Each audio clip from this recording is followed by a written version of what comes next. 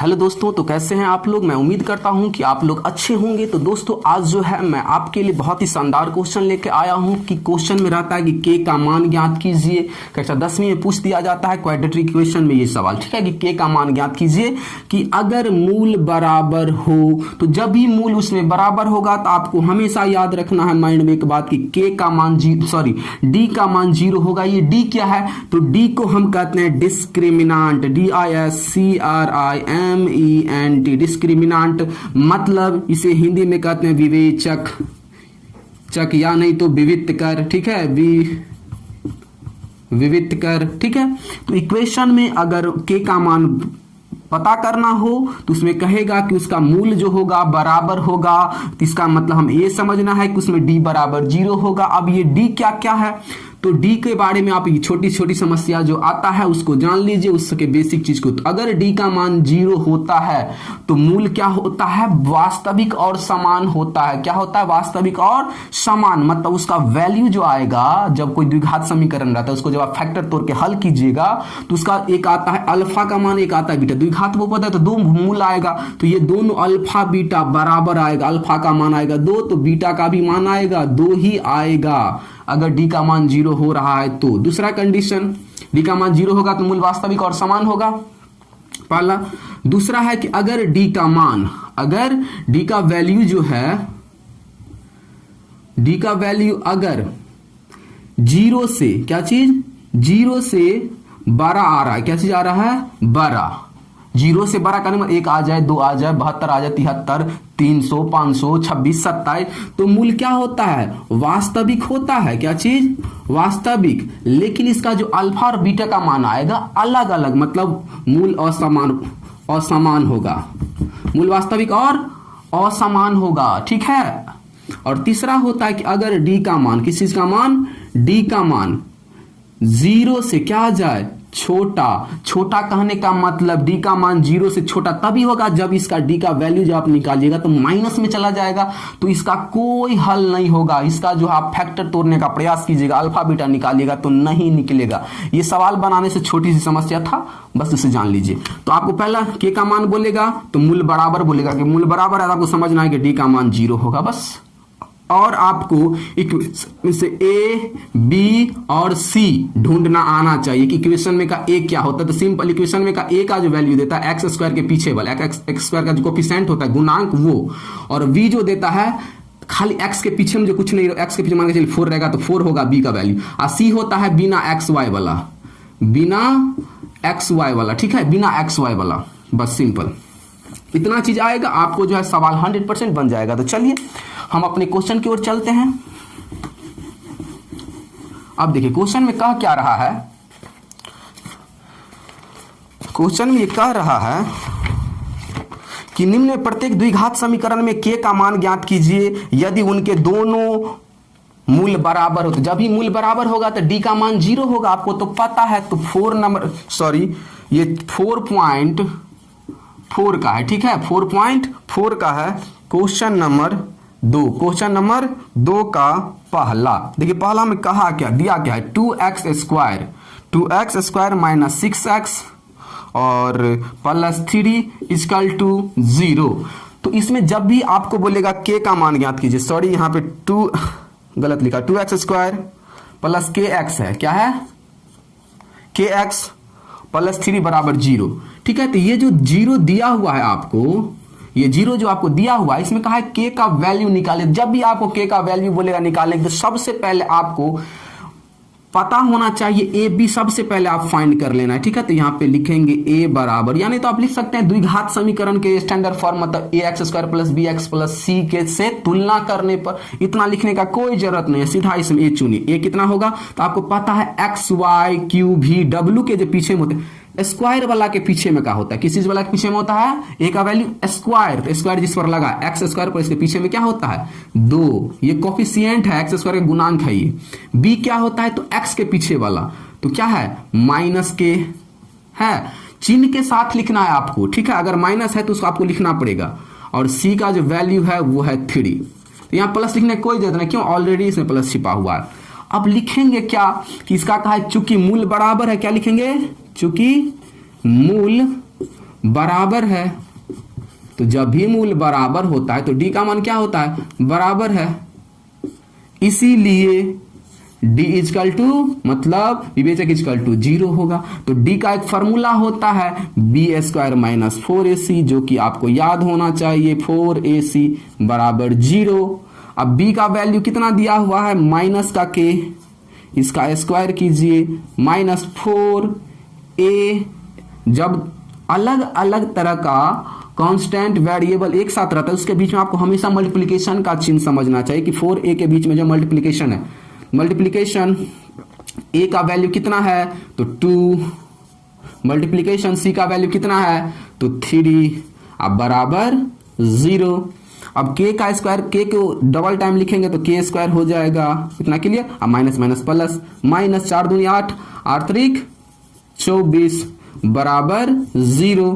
अब देखिए यहाँ पे k को हम रखेंगे, k स्क्वायर को बराबर 24 जाएगा राइट साइड तो प्लस का 24। आपको पता है जब स्क्वायर हटाएंगे, आगे देखिए यहाँ पे जब इसका हम स्क्वायर हटाएंगे तो क्या हो जाएगा, आपको पता है इससे पहले वाले वीडियो में बताया कि अगर किसी नंबर पर से स्क्वायर हटाते हैं तो सामने में कुछ भी हो 1 2 3 प्लस, अगर इस पर से स्क्वायर गायब कीजिए तो सिंगल इस पर नहीं पड़ेगा, सामने में जितना रहेगा सब पर पड़ जाता है रूट। तो यहाँ पे स्क्वायर हटाएंगे तो सामने वाला पर क्या पड़ जाएगा, रूट। तो लिखेंगे k बराबर रूट अंडर 24, ठीक है।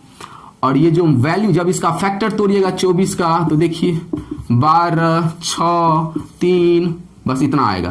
तो देखिए क्या आया, 2 का जोड़ा लगा और 2 और 3 का जोड़ा नहीं लगा तो ये 3 दूनी 6 रह जाएगा रूट में अंदर और 2 हो जाएगा बाहर। तो ये हो जाएगा प्लस माइनस 2 रूट 3 होगा कि नहीं, सॉरी 2 रूट 6। क्यों, ये 2 और 3 का जोड़ा नहीं लगा था, 3 दूनी 6 रूट में लगा, इसका जोड़ा लगे तो एक बाहर हो गया। और जब इसको अंदर शिफ्ट कीजिएगा, ये 2 को अंदर शिफ्ट कीजिएगा फिर हो जाएगा 2 दूनी 4 4 तक 24। तो ये रहा आपका k का मान। जब भी आप स्क्वायर हटाएगा तो जो इक्वेशन द्विघात समीकरण हो, कोई भी इक्वेशन हो, तो उसमें आंसर जो प्लस माइनस में आता है, ठीक है। तो ये रहा आपका आंसर k का मान। तो मुझे उम्मीद है कि आपको ये समझ में आया होगा। अब चलिए एक और देख लेते हैं। इसमें है, वीडियो को दोस्तों बारीकी से देखना है आपको और समझना अच्छी तरीका से। अगर आपको वीडियो पसंद आ रहा है तो चैनल को जो है जल्दी से सब्सक्राइब कीजिएगा, आपसे छोटी सी विनती रहती है मेरी। अब देखिए इसमें दूसरा नंबर क्वेश्चन है, चौथा दूसरा का ही दूसरा देख लीजिए उसको। इसमें कहा है के एक्स, दूसरा नंबर है इसका कि के x into x minus two plus 6 बराबर 0।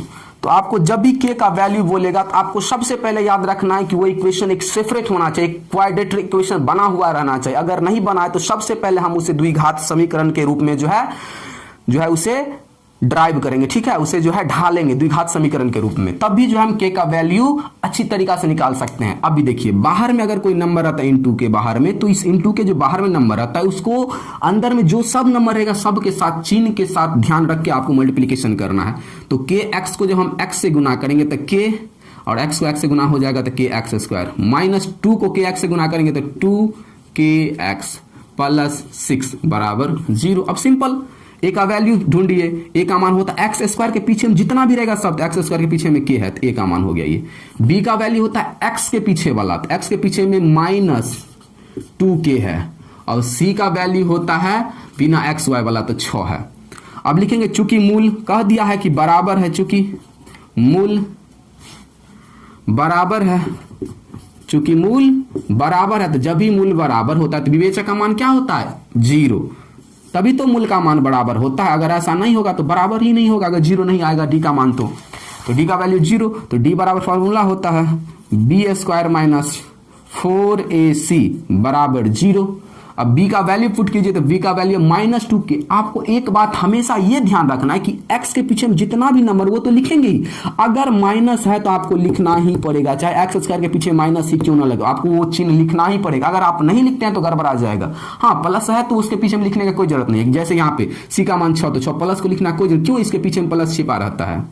इतना क्लियर। अब देखिए b का मान क्या है तो माइनस का 2k, इसका स्क्वायर कर दीजिए सिंपल, माइनस 4 इसके बीच में मल्टीप्लीकेशन रहता है, इस सब के बीच में मल्टीप्लीकेशन। ए का मान है के, मल्टीप्लीकेशन सी का मान है 6 बराबर 0। अब देखिए 2 स्क्वायर हटेगा तो 2 पर भी पड़ेगा, के पर भी पड़ेगा और माइनस भी पड़ेगा, तो सब डबल डबल, तो माइनस माइनस प्लस हो गया होगा। और 2 दूनी 4 और के को जब के से करेंगे तो हो जाएगा के स्क्वायर माइनस 6 चौक 24 और 24 को के से करेंगे तो 24 के इक्वल टू 0। इतना क्लियर। अब जरा गौर कीजिए, यहां पे एक चीज कॉमन हो रहा होगा, 4 भी कॉमन है इसमें और यहां पे के भी कॉमन। कॉमन कहने का मतलब होता है कि इसमें से ऐसा कौन सा टेबल है जिसको अगर हम निकालेंगे तो उस टेबल से ये भी कटेगा और ये भी कटेगा। कॉमन कहने का मतलब ये होता है इसमें से कौन सा टेबल है जिसको हम खींचेंगे तो ये भी कटेगा ये भी कटेगा। हाईएस्ट खींचना है, ठीक ना, हाईएस्ट टेबल खींचना है जो सबसे इसमें बड़ा टेबल होगा। तो 2 भी होगा, लेकिन 2 करेंगे तो फिर इसमें रह जाएगा। हाईएस्ट टेबल 4 है, तो 4 से ये भी कटता है, 4 से इससे ज्यादा वाला नहीं कॉमन कर सकते हैं, तो 4। तो देखिए यहां पे 4 कॉमन करते हैं, 4, और देखिए यहां पे के भी और के भी, तो हाईएस्ट खींचना है। अगर हम के स्क्वायर खींच लेंगे तो इसमें के स्क्वायर से के डिवाइड होगा, नहीं डिवाइड होगा, क्यों, ये बड़ा हो जाएगा। तो के खींचेंगे तो ये भी कटेगा के से, तो यहां पे हम के खींचेंगे, ठीक। तो यहां पे 4 के खींच लिए, तो यहां पे 4 खींचा गया, 4 एक काम 4 एक बचा, और यहां पे के स्क्वायर में से एक के कॉमन कर लेते तो खाली सिंगल के बचा। इतना क्लियर। अब देखिए यहां पे माइनस ये 4 जो कॉमन किए तो 4 छक 24 6 आके तो कॉमन कर लिए बराबर 0। इतना क्लियर है। और ये इनटू ये ब्रैकेट में है 100 और 4 के बीच में मल्टीप्लीकेशन रहता है, तो आप देखिए यहां पे -6 अब बराबर 0 बट्टे जाएगा 4 के। आपको पता होना चाहिए जब भी 0 में हम किसी भी नंबर, चाहे अल्फाबेट हो चाहे वो जो वेरिएबल हो चाहे कांस्टेंट हो, 0 हो जाएगा।